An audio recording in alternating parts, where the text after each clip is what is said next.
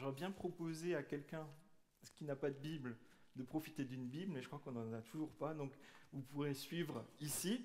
Et très prochainement, on aura de nouveau des Bibles à l'église, mais peut-être qu'il y en a à la librairie, donc n'hésitez pas aussi à y aller si vous n'avez pas de Bible. Donc Matthieu, chapitre 6, verset 5, pour ceux qui ont trouvé. Si vous avez la même Bible que moi et que vous êtes un peu en difficulté pour feuilleter, vous pouvez aller directement à la page 620. Est-ce que c'est facile de prier ? Qui se lève à 5 heures du matin pour prier jusqu'à 6 heures ?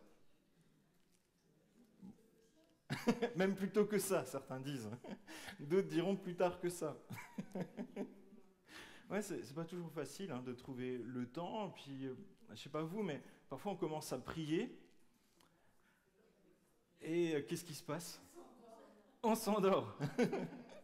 Comme les disciples de Jésus. Jésus est en train de prier en larmes et les disciples à côté, ils ronflaient. Les disciples de 2024 continuent à faire la même chose. On n'a pas trop changé. Parfois, on commence à prier et puis on dit, mais je prie pourquoi ? C'est quoi mon sujet suivant ? Ou parfois, on est devant des situations, on dit, mais je sais même pas comment prier pour ça. Qu'est-ce que je demande à Dieu ? Ça vous arrive ? Oui. Ah, bon, je me sens moins seul. Et ce qui est rassurant, c'est qu'en fait, des hommes et des femmes ont vécu les mêmes choses que nous dans les années précédentes, mais aussi, finalement, c'est le récit de ce qu'on trouve dans la Bible, en fait, avec des gens qui essayent de rencontrer Dieu, qui essaient de lui parler, qui essaient de se confier en lui. Et c'est arrivé aussi à des personnes illustres comme Martin Luther, et son barbier lui dit « Comment je dois faire pour prier avec ma famille ?» Quand vous êtes déjà allé chez le coiffeur, votre coiffeur vous a déjà posé la question ou pas ? Est-ce que vous seriez prêt si votre coiffeur vous posait la question la semaine prochaine ? Certains vont dire « Bon, je ne vais pas souvent chez le coiffeur. » Mais est-ce que vous seriez prêt à expliquer à votre coiffeur comment prier ? C'est un défi, Et c'est ce qui a été fait pour Martin Luther, et on va en reparler après, mais par exemple, on est dans un temps où on veut apprendre à prier ensemble, vous êtes d'accord ? Et pour apprendre à prier ensemble, on peut aussi le faire en famille. Et là, j'attendais un amen aussi. Okay. Et du coup, dans ce livre, on trouve la lettre que Martin Luther a écrite à son barbier pour lui expliquer comment prier. Et ça, c'est la version adulte, et ça, c'est la version pour lire avec les enfants. Et donc, je vous invite à peut-être pouvoir expérimenter ça en famille. C'est direct l'application, vous pouvez partir, la prédication est finie. Non, mais on a besoin d'être enseigné sur comment prier. Et vous savez, il y a une autre personne illustre qui nous a expliqué comment prier. Vous savez qui c'est ? C'est Jésus. Et je vous propose qu'on puisse simplement lire comment Jésus nous enseigne à prier, et qu'on puisse ensemble le méditer, et qu'on puisse aussi le mettre en pratique. Parce que savoir des choses, c'est bien, mais le mettre en pratique individuellement, en famille et en église, c'est mieux. Donc, je vous propose de lire donc Matthieu, chapitre 6 et verset 5. Bon, c'est Jésus qui parle. « Lorsque tu pries, ne sois pas comme les hypocrites. Ils aiment prier debout dans les synagogues et au coin des rues pour être vus des hommes. Je vous le dis en vérité, ils ont leur récompense. Mais toi, quand tu pries, entre dans ta chambre, ferme ta porte et prie ton Père qui est là dans le lieu secret. Et ton Père qui voit dans le secret te le rendra ouvertement. En priant, ne multipliez pas les paroles comme les membres des autres peuples. Ils s'imaginent en effet qu'à force de paroles, ils seront exaucés. Ne les imitez pas, car votre Père sait de quoi vous avez besoin avant que vous lui demandiez. Voici donc comment vous devez prier. Notre Père céleste, que la sainteté de ton nom soit respectée, que ton règne vienne, que ta volonté soit faite sur la terre comme au ciel. Donne-nous aujourd'hui notre pain quotidien. Pardonne-nous nos offenses, comme nous aussi nous pardonnons à ceux qui nous ont offensés. Ne nous expose pas à la tentation, mais délivre-nous du mal. Car c'est à toi qu'appartiennent dans les siècles le règne, la puissance et la gloire. Amen. Si vous pardonnez aux hommes leurs fautes, votre Père céleste vous pardonnera aussi. Mais si vous ne pardonnez pas aux hommes, votre Père céleste ne vous pardonnera pas non plus vos fautes. Je propose de prier et puis, Seigneur, nous sommes là devant toi, nous t'avons célébré, nous t'avons adoré, nous t'avons écouté par les chants, par les lectures, mais nous te prions, s'il te plaît, que dans ce temps où nous voulons méditer sur comment prier, comment nous adresser à toi et comment mettre en pratique nos prières dans notre quotidien, je te prie que tu ouvres les yeux de nos cœurs, que tu ouvres nos oreilles pour que ton Saint-Esprit puisse nous parler, nous interpeller, nous enseigner à prier de manière qui t'honore, de manière qui glorifie ton nom et de manière à ce que nous te connaissions davantage et que nous progressions pour te connaître, toi. Que nous progressions dans le fait de te ressembler davantage et de prier comme Jésus a prié le Père. Nous te prions que dans ce temps, tu puisses nous aider en tant qu'Église, en tant que disciples de Jésus, à faire un pas de plus vers toi, à te faire confiance. Amen. Et nous allons voir que nos prières doivent être centrées sur la personne de Dieu. Nos prières doivent être centrées sur la personne de Dieu. Et il y a 3 aspects qu'on peut voir dans ce texte. Nous sommes appelés à prier avec sincérité, prier avec volonté, parce que c'est une décision de prier, et prier avec reconnaissance. Prions avec sincérité. Lorsque tu pries, ne sois pas comme les hypocrites. Ils aiment prier debout dans les synagogues et au coin des rues pour être vus dans les vues des hommes. Tu peux mettre le texte. Je vous le dis en vérité, ils ont leur récompense. Mais toi, quand tu pries, entre dans ta chambre, ferme ta porte et prie ton Père qui est dans le lieu secret. Ton Père qui voit dans le secret te le rendra ouvertement. En priant, ne multipliez pas les paroles comme les membres des autres peuples. Ils s'imaginent en effet qu'à force de paroles, ils seront exaucés. Ne les imitez pas, car votre Père sait de quoi vous avez besoin avant que vous lui demandiez. Et là, Jésus, avant d'expliquer concrètement qu'est-ce que c'est la prière, il nous donne déjà cette question de quelle est notre attitude dans la prière. Et il nous demande et il nous conseille d'être sincères avec Dieu. Mais pourquoi il parle d'aller se cacher, de ne pas prier au coin des rues, de ne pas prier debout? Quand quelqu'un se lève, on l'entend mieux, non? Il y avait une tradition juive de ce temps-là qui consistait dans la journée à réciter 18 prières apprises par cœur, 3 fois par jour, à heure fixe. Donc il valait mieux sortir avec sa montre. Et lorsque l'heure était venue de prier, les gens, là où ils étaient, ils s'arrêtaient, parfois en plein milieu de la route. Si vous essayez devant la gare, je veux bien filmer. Et là, ils s'arrêtent et commencent à réciter les 18 prières, l'une après l'autre, comme ça. Et certains se débrouillaient, du coup, parfois pour être à des endroits où on les verrait, pour voir, ils sont bien pieux, ils savent bien prier, et ils n'ont pas peur de le faire publiquement. Et ils faisaient des longues prières aussi pour démontrer une certaine sainteté, ou le fait que ils connaissent bien la parole de Dieu, ou peut-être ils savent bien parler. Et là, Jésus, en fait, ce qu'il est en train de dire, c'est que on peut être hypocrite en s'adressant aux autres au lieu de s'adresser à Dieu, de chercher l'honneur pour nous au lieu de rendre l'honneur à Dieu. Et les chrétiens, même en 2024, on peut avoir cette tentation-là.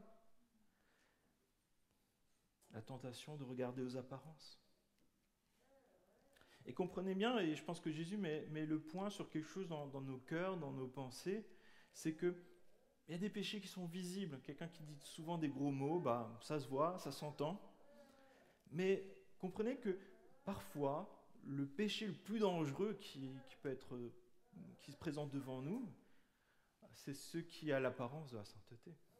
Lorsque le diable est allé voir Jésus dans le désert, il n'est pas venu avec des gros mots, il n'est pas venu avec plein de trucs comme ça. Il est venu avec des choses qui donnaient l'impression d'être très pieuses, tirées de la Bible, pour emmener Jésus dans le péché. Et nous aussi, nous avons besoin de faire attention à ne pas rester sur des façades de sainteté, des façades de vie pieuse, mais que nous soyons sincères devant Dieu. Ce qui est important dans la prière, ce n'est pas d'être vu par les autres ou de se donner bonne conscience, mais c'est d'être vu par Dieu, entendu par Dieu, avec nos cœurs et nos sentiments qui sont pour lui. Et Jésus parle d'un deuxième aspect, ce sont les répétitions. Est-ce que c'est mal de répéter, de radoter les prières ? Est-ce que c'est mal de revenir devant Dieu plusieurs fois pour le même sujet de prière ? Oui, non ? On ne sait pas. Moi, je pense qu'on peut venir devant Dieu comme on est, et puis lui parler de ce qui nous pèse, et puis aussi de l'écouter, parce que parfois il va nous dire, comme à Paul, il a dit à un moment, j'ai prié 3 fois pour ce sujet, et Dieu m'a dit, ma grâce te suffit. Parfois, il faut aussi écouter Dieu, et parfois Dieu nous explique comment nous devons prier, et parfois il y a des choses que nous devons lui abandonner. Mais là, en fait, ce qu'il est question, c'est de prier de manière répétitive. Et là, il est parlé des autres peuples, donc en fait des religions païennes. Et vous le voyez, par exemple, lorsque vous voyez le prophète Élie avec les prophètes de Baal, qu'est-ce qui se passe ? Ils veulent allumer un holocauste sur un tas de pierres. Donc concrètement, ils posent une bête. Et puis le défi, c'était d'invoquer Dieu et que ça prenne feu. Qu'est-ce que font les prophètes de Baal ? Toute la journée, ils répètent « Baal, réponds-nous, Baal, réponds-nous » et puis ils font plein de choses extraordinaires, ils se lacèrent, ils se coupent, enfin ils font plein de choses horribles, du matin jusqu'à midi. Parce qu'ils appelaient à un nom, et ce nom-là, ils avaient mis dans leur tête une puissance, rien qu'à utiliser ce nom-là. Et le fait de répéter, ça, pour eux, ça donnait une certaine puissance spirituelle. Qu'est-ce qu'a fait Élie ? Il a fait comme eux, mais il a simplement dit « Seigneur, s'il te plaît, allume, montre que tu es le vrai Dieu. » Alors, ce n'est pas une question de style de prière, c'est une question de comment est-ce qu'on prie. Est-ce qu'on prie sur un Dieu ou est-ce qu'on prie par la puissance de parole ? Vous comprenez la différence ? D'accord. Merci pour ta sincérité, ça tombe bien, c'est le titre de ce passage-là. C'est qu'en fait, ce n'est pas la façon de prier qui fait qu'on est exaucé ou pas, c'est le fait de se confier en Dieu et de pouvoir lui parler simplement et de s'attendre à un grand Dieu et pas à nos capacités dans la prière. En fait. C'est bon pour les autres ? Et du coup, en fait, ils priaient, mais en fait, c'était des sortes d'incantations. Et on peut le voir même dans certains mouvements qui sont chrétiens ou qui se disent chrétiens. On répète. Il n'y a pas de mal à répéter, mais pourquoi est-ce qu'on répète ? C'est ça la vraie question. Parfois, ça peut donner l'impression que finalement, ça serait par nous-mêmes, par une incantation, comme un peu un acadabra, qu'on pourrait accomplir par nous-mêmes des miracles, des guérisons, changer des situations. Ou bien forcer la main à Dieu, parce qu'il en aurait peut-être marre de nous entendre. Et là, Jésus répond tout simplement, Dieu connaît tes besoins mieux que toi-même, et il les connaît même avant que tu en parles. Alors là, pourquoi ? Là, moi, la première question que je me suis dit, mais si Dieu sait mes besoins, et il sait comment y répondre, mais pourquoi prier ? Vous avez déjà dit ça ? Ah oui, je ne suis pas seul. Eh bien, je crois que la prière, c'est un dialogue avec Dieu. Prier, ça nous permet d'aligner notre volonté sur la volonté de Dieu. Prier, c'est aligner notre volonté sur la volonté de Dieu. C'est être à l'écoute de Dieu, mais c'est aussi d'être au premier rang, donc celui qui est toujours vide ici, où je suis tout seul tous les dimanches, où j'attends un copain un de ces jours. Et c'est d'être au premier rang pour voir Dieu qui va agir et l'applaudir, admirer son intervention, admirer sa puissance, son amour. Et ça nous amène à prier avec sincérité un grand Dieu, suivre le modèle de Jésus et prier aussi selon l'enseignement biblique. Et c'est pour ça que je pense de temps en temps de reprendre des fondamentaux comme cette prière que Jésus nous enseigne, c'est utile. Et je pense qu'année après année, on a besoin de revenir à des choses essentielles comme celle-ci pour ne pas rentrer dans des routines. Et après, il est question de prier avec volonté. Donc verset 9, mon ami Michael. Voici donc comment vous devez prier. Notre Père céleste, que la sainteté de ton nom soit respectée, que ton règne vienne, que ta volonté soit faite sur la terre comme au ciel. Et là, je propose juste de faire une pause et de faire un peu mot à mot. Notre Père. Tu peux dire ça à Dieu? Notre Père. Ça nous enseigne déjà une chose essentielle. La prière, c'est une prière relationnelle. Une relation avec ton Dieu que tu peux appeler ton Père. Mais là, il n'y a pas écrit ton Père, il y a écrit notre Père. Notre Père, ça nous indique qu'autour de toi, Dieu est le Père de beaucoup d'enfants. Et la prière, c'est une relation avec Dieu, mais elle est orientée vers Dieu, vers la famille de Dieu, vers les enfants de Dieu, c'est-à-dire aussi vers ton voisin de gauche, ton voisin de droite, même devant et derrière. Bref, tes frères et sœurs dans l'Église. Dans mes prières, où sont les frères et sœurs de l'Église? Où est notre Église? Dieu n'est pas seulement ton Père, il est notre Père. Et Jésus invite à prier, comme on l'a vu, seul dans ta chambre et tu fermes la porte, mais il nous rappelle aussi de cette prière, elle est communautaire, elle est dans l'Église, elle est avec des disciples de Jésus, elle est avec des frères et sœurs. Et Jésus, régulièrement, il a demandé de prier collectivement, multiplication des pains, il a prié avec tout le monde. À la résurrection de Lazare, il a prié avec tout le monde. Dans le jardin de Gethsémani, juste avant de se faire arrêter, il a emmené des disciples avec lui pour prier avec lui. Jésus a emmené dans la prière. Nous, qui emmenons-nous dans la prière? Jésus dit nous, Jésus nous enseigne à prier et Jésus lui-même s'associe à nos prières. C'est pour ça que souvent on termine nos prières par « je te prie dans le nom de Jésus ». Est-ce que ce que tu pries, Jésus peut te dire « Amen ». Ça, c'est une bonne question, c'est un bon filtre déjà dans la façon de prier. Et comme on l'a vu, la prière, ce n'est pas uniquement des sujets personnels ou uniquement des sujets d'adoration à Dieu, mais c'est aussi des sujets communautaires. C'est prendre soin des uns et des autres aussi dans la prière. Développer une dimension collective de la prière, c'est le défi de notre Église. Et nous avons chacun notre part dans ce défi-là. Et notre façon de prier traduit notre façon de vivre, et notre façon de vivre traduit notre façon de prier. Et notre Père écoute ses enfants, et il nous répond toujours. Pas forcément comme on voudrait, mais il nous répond toujours de la façon qui est la bonne pour nous. C'est comme quand, pour ceux qui ont des enfants, qui vous demandent des bonbons, il y a des jours... il y en a qui tremblent déjà. Il y a des jours, en fait, il vous demande un bonbon, vous lui donnez tac, direct. Le jour suivant, vous allez dire non, mais pas aujourd'hui, parce que peut-être c'était Pâques hier. Ou alors parfois, c'est pas le moment, il vient de se brosser les dents. Et je pense que Dieu fait un peu la même chose avec nous. Il nous répond parfois différemment, parfois il nous dit oui, parfois il nous dit non, parfois il nous dit plus tard. Mais lorsque nous apprenons de Dieu, le fait de prier, ça nous permet d'apprendre de Dieu aussi de la sagesse dans notre quotidien.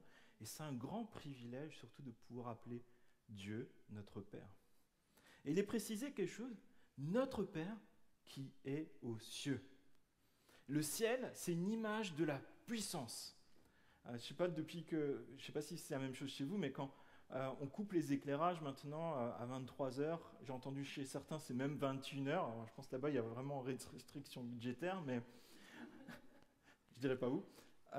Et là on voit le ciel et on a l'impression que en fait on est, nous, dans une cathédrale géante. Je ne sais pas si vous avez déjà eu l'occasion de voir ça avec la Voie lactée et tout ça.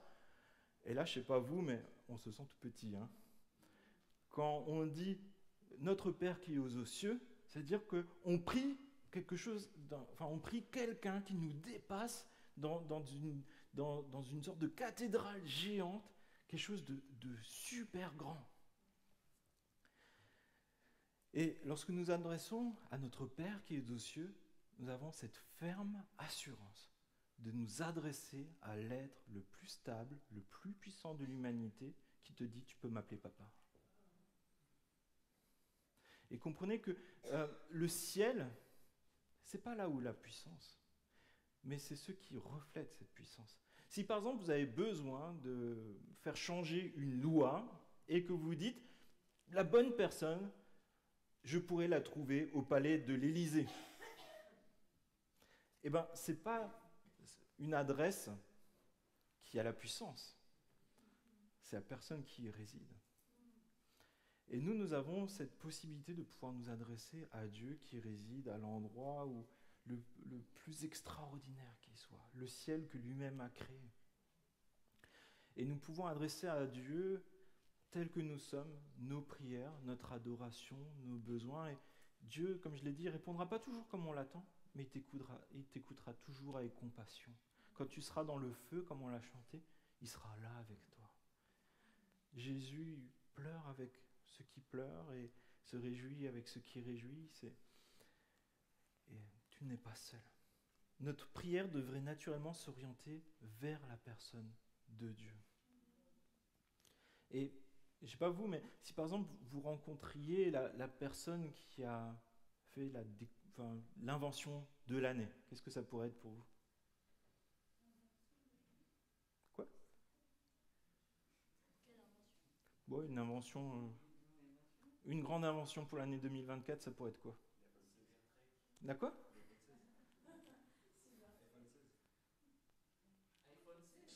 Ah! Ouais, bon, ça c'est déjà programmé, ça. C'est pas une surprise, vas-y. Ah, un médecin de domicile dans la Seine-et-Marne, d'accord. Bon, vous m'aidez pas trop pour trouver l'illustration. Je m'étais dit, là, on va faire quelque chose de participatif, là, mais vous m'aidez pas trop. Bon, disons, la machine à remonter le temps. Il faut voir grand, quand même. Hein. Quand vous allez voir cette personne, vous avez le privilège de la voir, est-ce que vous commenceriez à lui dire « Ah, tu sais, j'avais aussi pensé à cette idée-là, et moi, je pensais à ci et ça. » Bon, vous lui direz « Mais comment t'as fait ?» Et je pense qu'avec Dieu, c'est un peu pareil, c'est qu'en fait, on se décentre de nous-mêmes pour nous adresser à la personne qui est au centre de notre attention. Et c'est pour ça que Jésus nous encourage à prier que ton nom, que ton règne, que ta volonté. Assez facilement, nous, on pourrait dire que moi, que ma... Ouais, que ton nom soit sanctifié, que tu sois respecté, reconnu comme Dieu dans ma vie, mais aussi même dans l'Église, dans mon pays, parce que tu le mérites. Que ton nom soit respecté, que ton nom soit considéré comme saint. Ça veut dire que nous sommes personnellement soucieux de la renommée de Dieu. Est-ce que nous sommes soucieux de la renommée de Dieu? Si quelqu'un insulte Dieu, est-ce que ça nous touche? Nous sommes attristés comme si la personne que nous aimons le plus était insultée devant nous. Et ça se vit dans notre vie quotidienne, dans notre façon d'être nous-mêmes avec Dieu, mais aussi dans notre vie d'église, mais aussi dans notre témoignage aux personnes qui sont autour de nous. Comprenez bien ça, nous sommes dans nos prières, mais aussi dans notre vie pratique, dans notre vie quotidienne, de manière pratique, responsables de représenter, de prier et de faciliter l'accès à la sainteté de Dieu, de comprendre que Dieu, ce n'est pas un bon pote, ce n'est pas une lampe magique. Dieu, c'est la personne la plus puissante de l'univers. Le nom de Dieu, il est saint, et ça nous renvoie humblement à notre péché. Nous sommes tous pécheurs, tous sans exception. Mais nous voulons de toutes nos forces lutter contre le péché pour ressembler à notre Père et l'honorer. Ésaïe 43, au verset 6, nous donne cette espérance que Dieu nous donne. Je dirais au nord, donne, et au sud, ne retiens personne.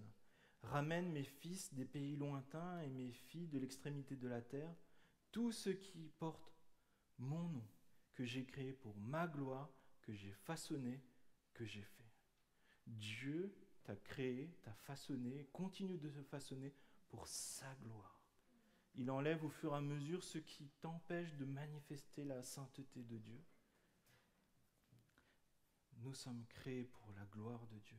Dieu sauve des personnes qui se tournent vers lui pour manifester la gloire de Dieu.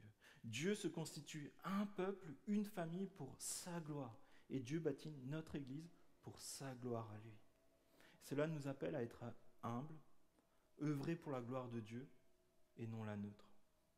Le premier objet de la prière, c'est de manifester notre amour à Dieu, de manifester la gloire de Dieu. Dieu est bon et Dieu manifeste en permanence son amour dans notre quotidien, comme on l'a chanté aussi. Et il prend soin de ses enfants. Que ton règne vienne. Prions ensemble, personnellement, mais aussi en Église, pour le succès de l'Évangile dans le monde, mais aussi dans la région où il nous a placés. Comprenez que Dieu a préparé depuis maintenant des années et des mois aussi une nouvelle étape pour notre Église. Des locaux qui permettront d'accueillir plus de personnes qui ont soif de connaître Dieu. Est-ce que nous prions déjà pour cette étape-là? Est-ce que nous prions pour ces personnes-là? Ça implique que nous obéissions à Dieu, mais aussi que nous vivions ses commandements. Et on a choisi comme slogan pour notre Église, aimer Dieu, aimer son prochain. Pourquoi? Parce que c'est le commandement que Dieu nous a donné par Jésus-Christ. Ce n'est pas nous qui l'avons inventé, c'est Dieu qui le désire. Nous savons de manière sûre et certaine que la volonté de Dieu va s'accomplir. Ce que Dieu a décrété va s'accomplir. Et Dieu intègre dans son royaume des personnes qui se repentent, qui disent « j'ai besoin de Dieu, j'y arrive pas par moi-même », qui disent « je ne veux pas rester ennemi de Dieu ». Et lorsque nous prions, ça veut dire que nous faisons ce choix d'aligner nos pensées sur le dessein, le projet de Dieu pour ma vie, pour mon Église et là où il m'a placé. Et cela nous amène à nous concentrer non sur ce que moi je veux, mais sur ce que Dieu veut. De me débarrasser des pensées qui me détournent de la sainteté de Dieu, de me détourner de ce qui me divertit au lieu de faire ce que Dieu désire. Prier implique que notre focus est sur Dieu et plus sur nous-mêmes, que nous nous soumettons à la justice du royaume de Dieu et à la volonté de Dieu. Et il est sûr et certain que le royaume de Dieu est en cours d'accomplissement.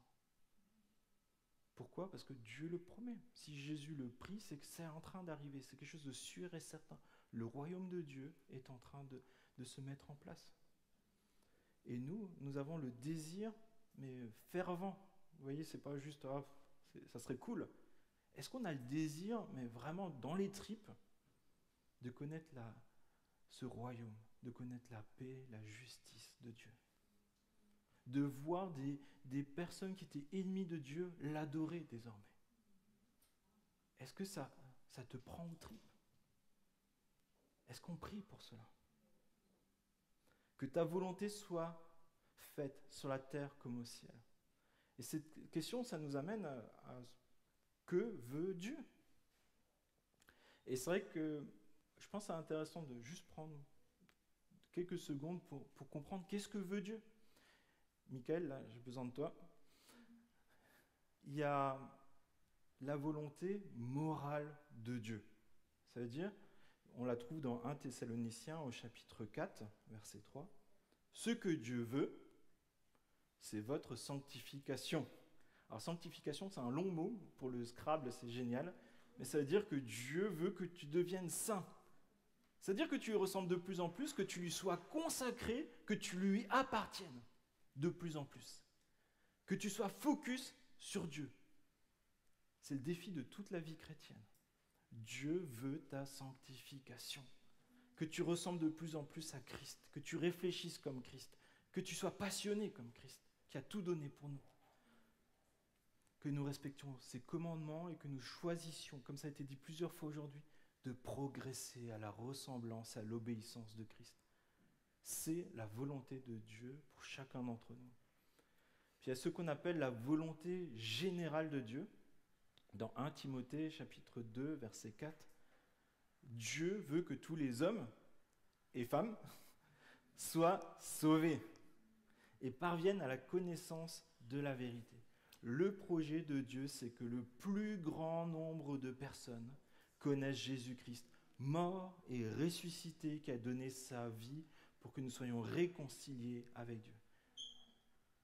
Et c'est le projet de Dieu que vous trouvez de la première page de la Bible jusqu'à la dernière, et c'est le projet de Dieu pour notre Église. Mais Dieu a fait le choix de ne pas imposer aux hommes d'être sauvés. Mais c'est le désir de Dieu. Et ce n'est pas juste le désir comme ça, c'est que Dieu a décidé de souffrir pour que ça prenne réalité. Souffrir par Jésus-Christ, pour qu'un grand nombre de vies connaissent Christ et intègrent sa famille. Et enfin, il y a la volonté spécifique de Dieu pour une personne.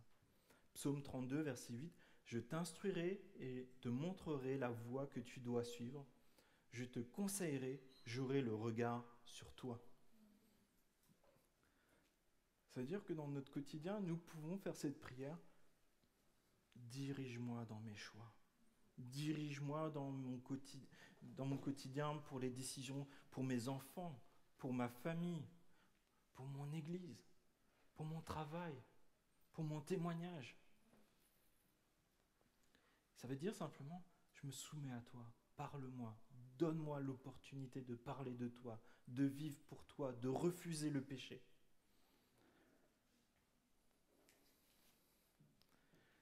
Mais comprenez que Dieu, il nous apprend, comme l'histoire des bonbons avant, pour ceux qui ont suivi, il nous apprend. Alors peut-être parfois dans notre vie chrétienne, il y a des choses qui sont très claires. Il faut que tu ailles là-bas, il faut que tu fasses ça. Mais au fur et à mesure du temps, on prend nos décisions par nous-mêmes avec la connaissance que Dieu nous donne de sa volonté. Et ça fait que parfois, vous n'aurez pas la réponse directement. Parfois, il faudra prendre des initiatives et sonder si c'est ça la volonté de Dieu et lui faire confiance. Tu ne sauras pas toujours quelle étude prendre. Dieu ne te mettra pas forcément une croix, tiens, il faut que tu fasses les études de Polytechnique. Non. Parfois, il faudra dire, voilà, je veux te servir dans mes études, je veux te servir dans le métier que tu me donneras pour ta gloire. Conduis-moi, je veux te faire confiance. Comprenez que dans les récits bibliques, parfois, on voit des choses vraiment surprenantes où quelqu'un reçoit une vision très précise de ce qu'il doit faire, et Dieu le permet par moments, mais la plupart du temps, c'est quasiment toujours pour accomplir la volonté générale de Dieu, qui consiste à ce que davantage de personnes le connaissent et vivent pour lui. Ça va rarement être pour choisir un shampoing, un conjoint ou quelque chose comme ça. Ça va toujours être dans le sens de comment davantage de personnes vont connaître Christ. Et il faut le savoir, il y a des faux prophètes, des faux pasteurs, des faux disciples de Jésus-Christ qui abusent de cela, qui abusent de dire « il faut que tu épouses telle femme » ou « telle femme, tel homme ». J'ai des coups de téléphone comme ça, des personnes qui sont malheureux, qui ne comprennent pas qu'est-ce qui leur arrive. Des personnes qui parfois se sont mariées avec quelqu'un qui n'est pas du tout chrétien, mais quelqu'un les a simplement arnaqués. Ou parfois des personnes qui systématiquement justifient la soumission en disant « Dieu m'a dit qu'il fallait qu'on fasse ça ». Non. Là où Dieu dit quelque chose, c'est là-dedans. Et nous connaissons ce que Dieu désire pour nous et nous souhaitons simplement le mettre en pratique. C'est pourquoi, attention au joker trop facile. Dans l'Ancien Testament, les faux prophètes, ils ne pardonnaient pas, on va dire. C'était tué. Alors aujourd'hui, c'est différent. Mais je pense que Dieu souhaite que nous soyons des prophètes qui annoncent la parole de Dieu et pas que nous abusions de l'autorité de Dieu.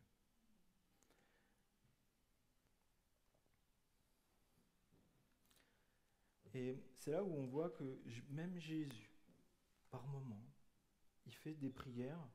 Vous vous souvenez, à ce moment, dans le jardin de Gethsémane, Jésus sait par avance qu'il va devoir souffrir moralement, psychologiquement, physiquement, être condamné, injurié. On va lui cracher dessus. On va lui piquer même ses vêtements. Et qu'est-ce qu'il fait? Il emmène les disciples prier avec lui et il fait cette prière à Dieu. Et dans un évangile, on dit qu'il y a des grumeaux de sang qui tombent de son front, pour vous dire la pression que Jésus est en train de vivre. Et il prie simplement, Père, si tu voulais éloigner de moi cette coupe, toutefois, que ce ne soit pas ma volonté qui se fasse, mais la tienne.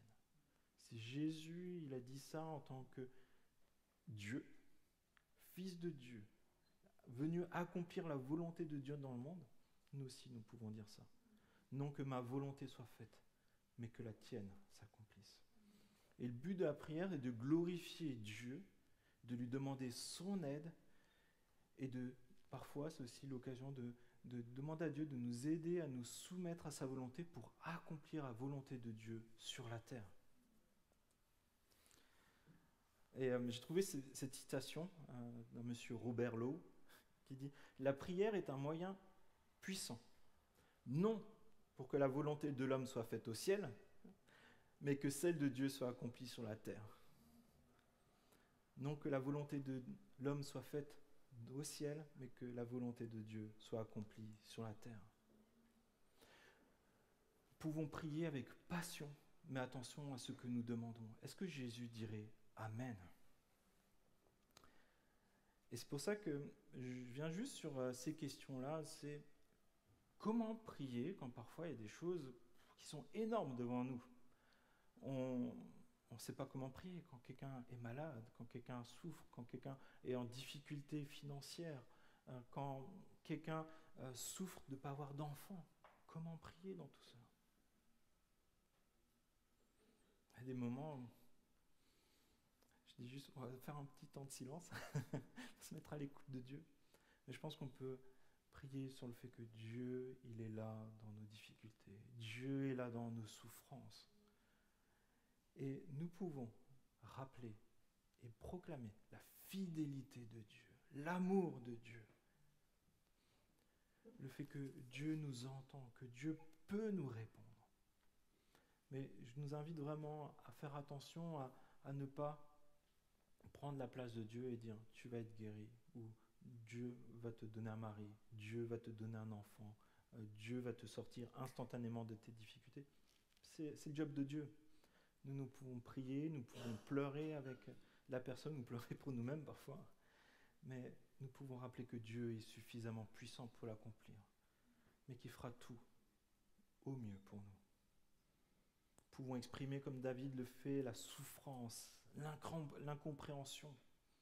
David qui perd un enfant. Mais rappelons-nous que Dieu fait tout de manière parfaite. Et Jésus a accepté de nous rejoindre dans ce monde pour connaître la souffrance, connaître la moquerie, les privations, les trahisons. Jésus sait te comprendre. Si Jésus a souffert à l'extrême, c'est pour que notre pardon devant Dieu il soit total et complet. Qu'il n'y ait plus rien qui soit un obstacle dans ta relation avec Dieu. Rien qui t'empêche de prier Dieu. Et lorsque nous prions et nous vivons centrés sur la personne de Dieu, son royaume et sa volonté, je crois vraiment que Dieu peut faire des belles choses, des choses incroyables qu'on n'aurait même pas imaginées. Mais simplement parce qu'on se met à sa disposition. Et ce matin, je nous invite en tant qu'Église à se mettre à la disposition de Dieu. Qu'est-ce que Dieu veut pour toi? Pas qu'est-ce que toi tu veux pour toi, mais qu'est-ce que Dieu veut pour toi? Ça ne sera pas forcément le chemin de la facilité, ça ne sera pas forcément le chemin où ça sera radieux, ça sera peut-être un chemin que Dieu veut pour toi qui est dans la souffrance. Et il y a des temps comme ça. Est-ce qu'on est prêt à l'accepter?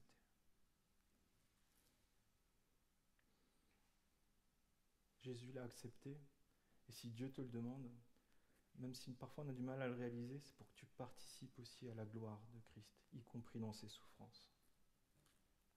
Pour ça, on peut prier avec la volonté, la force que Dieu nous donne, pour que la volonté de Dieu s'accomplisse dans nos pensées, dans nos attitudes, dans notre quotidien. Verset 11, « Donne-nous aujourd'hui notre pain quotidien. Pardonne-nous nos offenses, comme nous aussi, nous pardonnons à ceux qui nous ont offensés. Ne nous expose pas à la tentation, mais délivre-nous du mal, car c'est à toi qu'appartiennent dans tous les siècles, le règne, la puissance et la gloire. Amen. Donne-nous aujourd'hui notre pain quotidien. Dieu veut que nous soyons quotidiennement dépendants de lui. Quand on commence à se dire, en fait, oh, je mérite ça.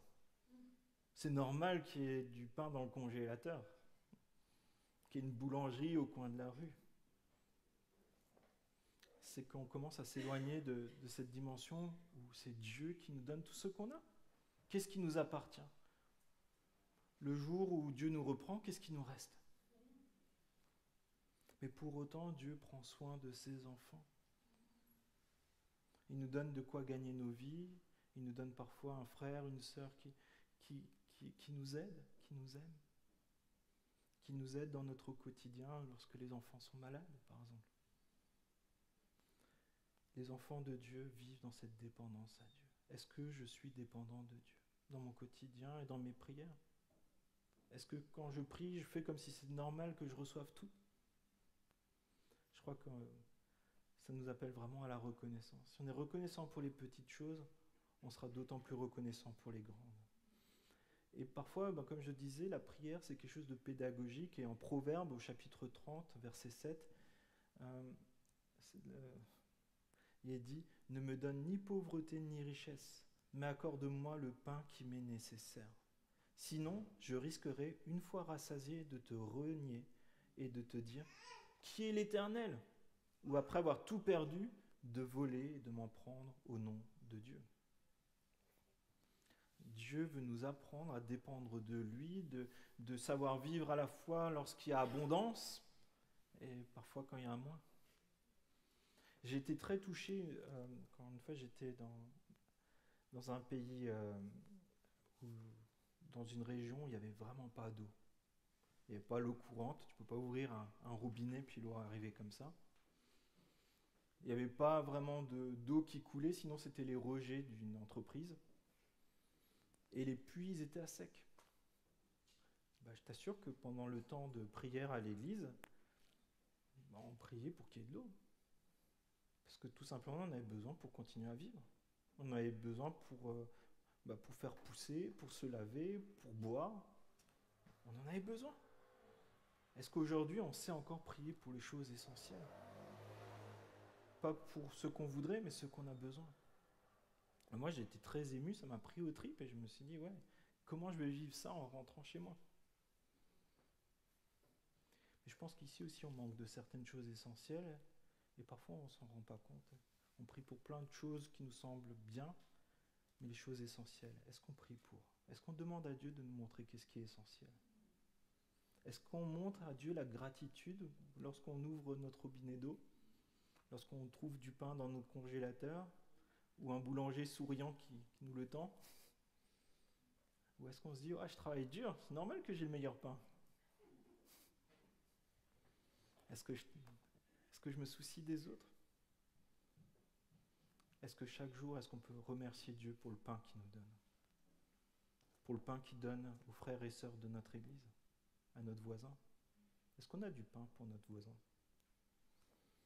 Et je pense que lorsqu'on commence à méditer sur le royaume de Dieu, lorsqu'on commence à prier ainsi, on s'adresse à Dieu, mais Dieu nous parle et ça change notre quotidien. Quelques-uns ont prié, qu'on ne ressort pas de ce lieu comme on y est rentré.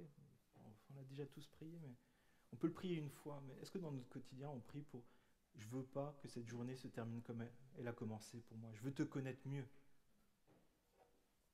Et enfin, Jésus termine par un passage qui est difficile, un passage qui parfois est dur à entendre. « Pardonne-nous nos offenses, comme nous aussi nous pardonnons à ceux qui nous ont offensés. » Et là, je pense que c'est le message du christianisme authentique. Nous sommes pécheurs. Quotidiennement, nous péchons, quotidiennement, nous chutons, quotidiennement, nous ne faisons pas ce que Dieu désire pour nous. Et nous avons besoin de confesser que nous sommes défaillants devant Dieu, que nous commettons des péchés, que nous commettons des erreurs. Si dans notre prière, il n'y a jamais la reconnaissance de cela, il faut s'interroger de où on en est avec Dieu. Parce que tu auras beau faire, tu vois, des trucs qui te gêne dans ta vie, et tu dis, ouais, je vais essayer de compenser. Peut-être tu n'as pas été gentil à quelqu'un, mais du coup, je vais essayer de compenser, je vais essayer d'aider quelqu'un d'autre. Mais non, ça ne marche pas comme ça. Le sacrifice de Jésus, c'est celui qui a effacé ton ardoise, qui a effacé ton péché. Et le fait de pouvoir reconnaître devant Dieu que tu as péché, que tu as besoin de la grâce de Dieu, c'est ça qui te libère.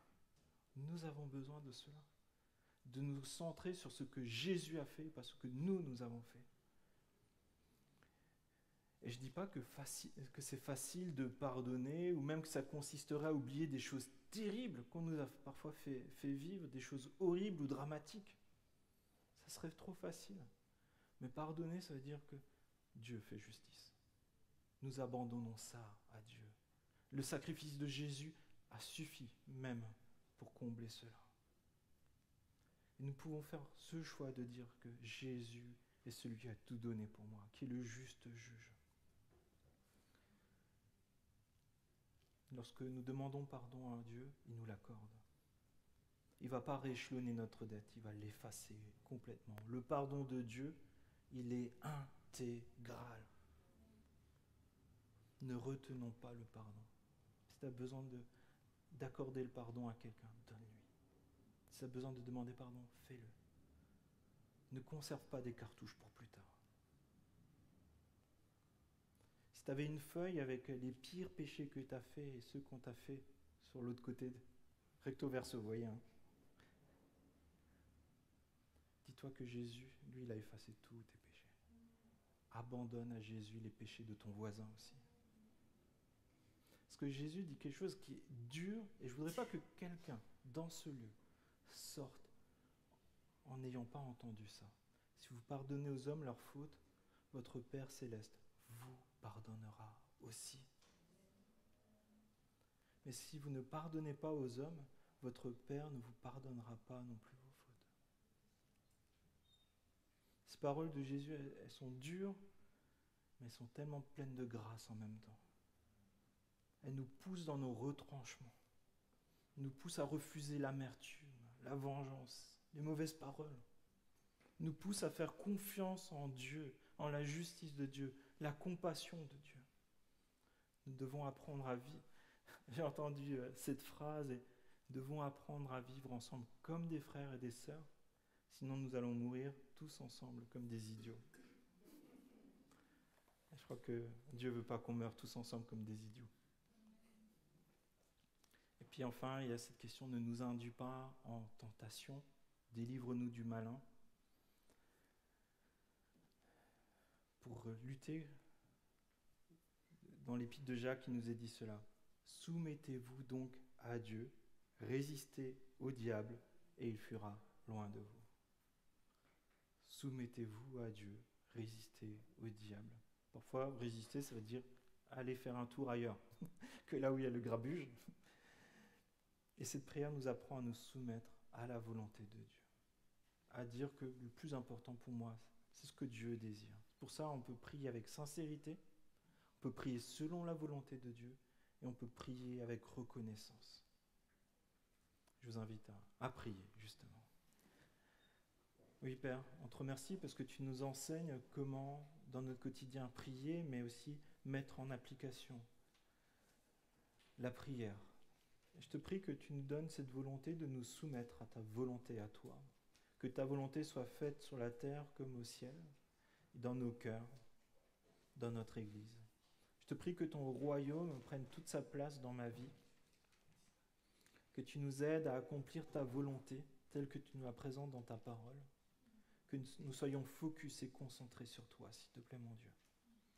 Et je te prie que cette prière, que nous puissions vraiment la faire nôtre, que nous puissions prier selon ta parole et que ta parole nous éclaire dans notre quotidien pour que ta gloire soit manifeste comme toi tu le désires.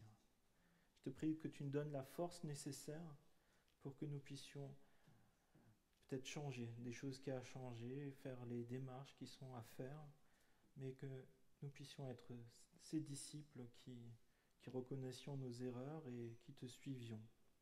Lorsque nous chutons, nous relevons et te fassions confiance, que ce soit dans la joie comme dans tristesse, dans la richesse comme dans la pauvreté, dans la facilité comme dans la difficulté.